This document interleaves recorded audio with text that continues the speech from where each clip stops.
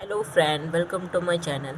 आज हम डिस्कशन करेंगे रोग कारक एवं उपचार की जो सीरीज़ चल रही थी उसका थर्ड पार्ट। मैंने अब तक 32 क्वेश्चन पुटअप किए हैं। अब 33 क्वेश्चन से स्टार्ट करेंगे जो यूपीएसआई के लिए बहुत ज़्यादा इम्पॉर्टेंट है और इसमें करंट के भी क्वेश्चन इन्वॉल्व होंगे।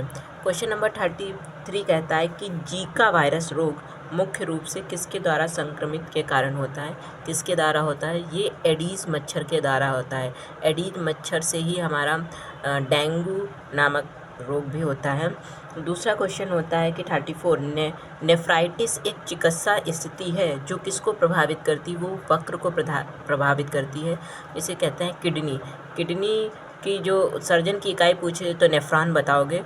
और किडनी का शेप कैसा होता है? जैसे हमारे सेम के बीज होते हैं उस आकार की हमारी किडनी होती है और ये एक जोड़ी होती है। क्वेश्चन नंबर 35 कहता है ग्लूकोमीटर का उपयोग आमतौर पर किसके लिए किया जाता है?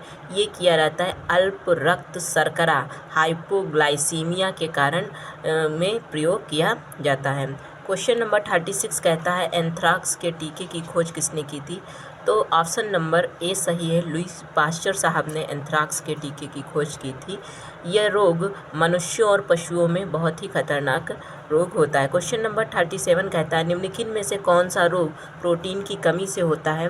प्रोटीन की कमी से होता है ऑप्शन नंबर डी क्वेश्चरिकर होता है। ये हमारे अडल्ट्स में होता है और मर्समर जो होता है वो बच्चों में होता है। क्वेश्चन नंबर 38 कहता है निम्नलिखित में से किस तत्व की विषाक्तता के कारण इटाई नामक रोग होता है? तो कैंडियम की अधिकता के कारण इटाई नामक रोग होता है। क्वेश्चन नंबर 39 कहता है निम्नलिखित में से क्या एक गुणसूत्र विकारी संबंधी है? तो डाउन सिंड्रोम जो है वो गुणसूत्र संबंधी विकारी है, क्योंकि इसके 23वें गुणसूत्र में जो 21वें गुणसूत्र में एक की कमी हो जाती है, एक की अधिकता हो जाती है, जिससे कितने गुणसूत्र हो जाते हैं? 47 होते हैं। वैसे कितने होते हैं? 46। एक एक्स्ट्रा हो जाने से कितने हो जाएंगे?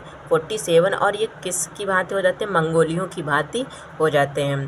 क्वेश्चन नंबर इसी प्रकार हमारा एक डाउन गुणसूत्र संबंधी विकार है पटाऊ। ये 13वें गुणसूत्र के विकार के कारण उत्पन्न होता है। क्वेश्चन नंबर 40 कहता है एक ऐसी बीमारी जो बुखार, सीने में दर्द और वजन घटने जैसे लक्षणों के साथ प्रायः फेफड़ों में विकसित होती है, वो हमारा ऑप्शन नंबर डी है क्षय रोग, टीबी जिसको कहते हो ट्यूबरक्लोसिस।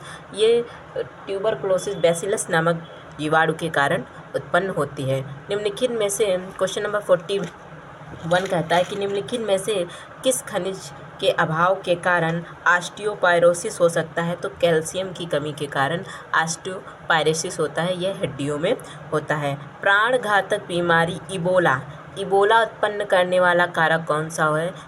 इबोला कौन उत्पन्न करता है? वो हमारा विषाणु उत्पन्न करता है। क्वेश्चन नंबर 43 कहता है निम्नलिखित में से कौन सा एक गैर संचारी रोग है?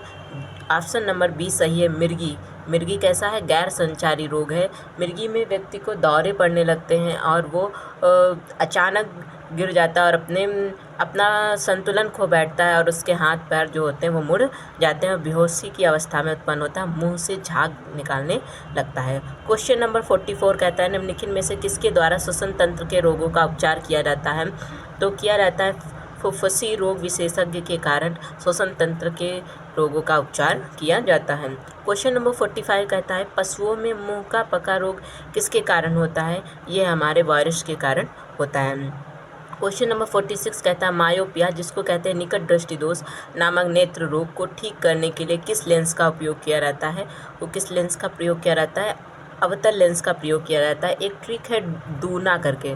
दूना से मतलब दा से मतलब दूर हो गया, ऊ से मतलब उत्तल हो गया, ना से मतलब निकट हो गया और आ से मतलब अवतल लेंस हो गया। तो इस ट्रिक से आप याद कर सकते हैं कि किस रोग से निपटने के लिए कौन सा लेंस प्रयोग किया जाता है। निकट दृष्टि दोष में क्या होता है? निकट की वस्तुएं तो स्पष्ट दिखाई देती हैं, दूर की वस्तुएं स्पष्ट नहीं दिखाई देती। इसके विपरीत दूर दृष्टि दोष होता है, उसमें दूर की वस्तुएं तो स्पष्ट दिखाई देती हैं लेकिन निकट की वस्तुएं स्पष्ट नहीं दिखाई देती हैं। क्वेश्चन नंबर 47 कहता है पायरिया एक संक्रमण है जो मसूड़ों के ऊतकों को प्रभावित करता है और यदि इससे अनुपचरित छोड़ दिया जाए तो इनमें दांतों में नुकसान हो जाता है। ये किसके कारण होता है? ये जीवाणु जनित होता है और ये अमीबा जिंजीवलिया के कारण होता है। करंट का क्वेश्चन है कि दुनिया की ऐसी पहली प्रसवोत्तर अवसाद रोकथाम करने वाली गोली कौन है? वो अमेरिका ने विकसित की है अभी, जुजुर्वे। ये किस लिए? बच्चों के जन्म के बाद अवसाद, जो टेंशन उत्पन्न होता है महिलाओं में, टेंशन को रोकने वाली पहली गोली है। बच्चे के जन्म के बाद हर 14 दिन के बाद ये ली जाती है। करंट का ही क्वेश्चन है अगला कि जो ट्रोकोमा से मुक्त होने वाला 18वां देश कौन है? तो इराक जो है ट्रोकोमा से मुक्त होने वाला 18वां देश है, और ये बताया है WHO ने। ट्रोकोमा होता किसके कारण है, किस जीवाणु के कारण? ये क्लेमे मीडिया के कारण होता है। ट्रोकोमा हमारी आँखों में भी होता है। क्वेश्चन नंबर अगला आता है कि स्पेन के जो वैज्ञानिक हैं उनके द्वारा एक प्राकृतिक बैक्टीरिया खोजा गया है जो मलेरिया के रोग में नियंत्रण करेगा। उसका नाम है TC1, जो हार्मोन स्रावित करता है और मच्छर की आंत में प्लाज्मोडियम जो वाहक होता है उसको अंदर आने नहीं देता, उसको पनपने नहीं देता है, जिससे मलेरिया नामक रोग उत्पन्न नहीं होगा।